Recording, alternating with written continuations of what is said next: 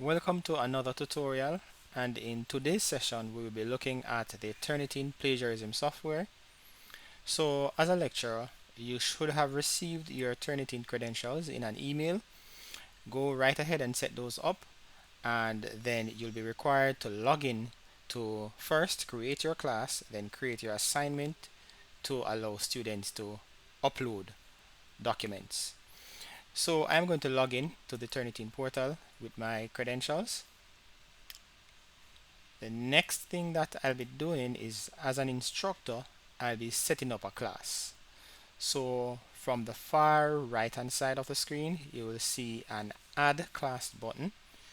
You will select add class, and the type of class that we are creating is a standard class.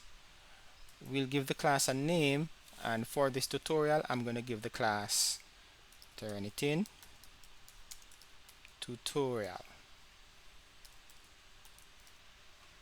Alright, the next thing that you're going to do is to add an enrollment key that you will be issuing to your students to enroll themselves to the class. So my enrollment key for this session is first at 2024. You can select, well, you need to select your subject area. I'm going to select health and physical education. Student level, I'm going to select undergrad. And the class end date for this, I'm going to leave it just like that. I'm going to leave it at September 2025. So next you'll select submit, and that should set up the class.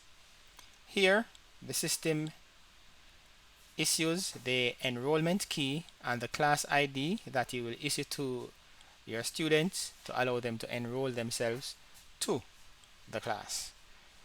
So that is where this video ends. Please subscribe for the next tutorial.